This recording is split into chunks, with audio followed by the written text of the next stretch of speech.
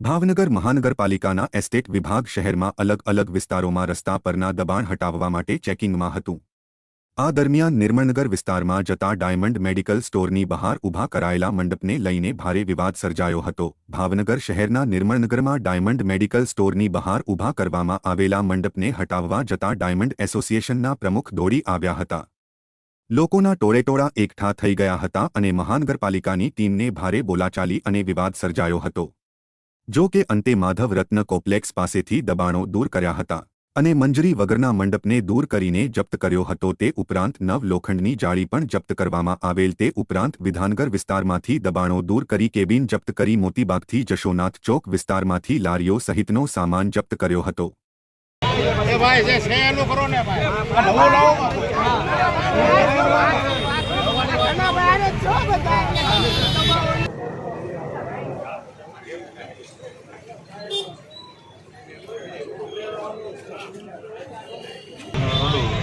street વેન્ડરનો association છે એ કોર્ટમાં ગયેલું છે એની બધી ખબર છે બસ તે નથી અમને નથી હોય તો ઉપર લે આપણે મેં એમ જ કીધું એટલે બીજા વાત તો અમે કે તમારે મને આમ ને તેમને પછી સાંભળો પછી એને એવું કીધું મને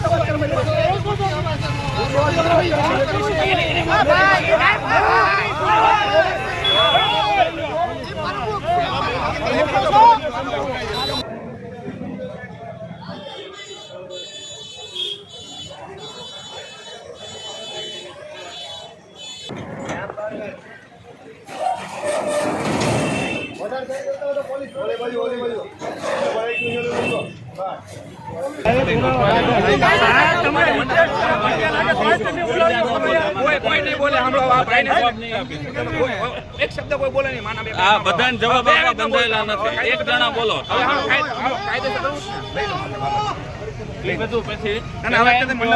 તમારે હવે અમને કોઈ નહીં કહેવાનું તમે શું કરો એ તમારે જે અમારી કઈ ફરિયાદ હોય સાહેબ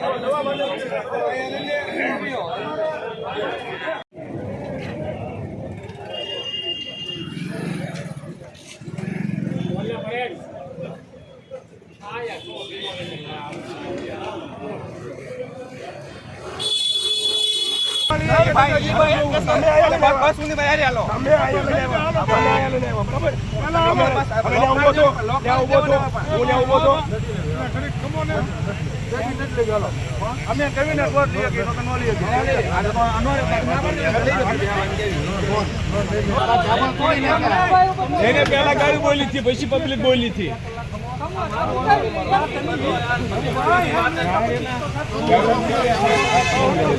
હા ઓલો ગાડી દીધો માં બેન આમ ગાડી દીધી છે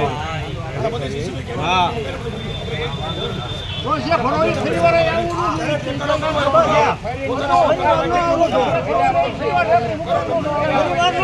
વ્હાઈટ પટ્ટાથી બહાર પડી બધી ગાડીઓ લોક ફરાય ડ્રાઈવર બેઠો પેસેન્જર બેઠો મારી જવાનો કેમ ડ્રાઈવર એટલે 2 કલાકનો ડ્રાઈવર બેહવાનો હોય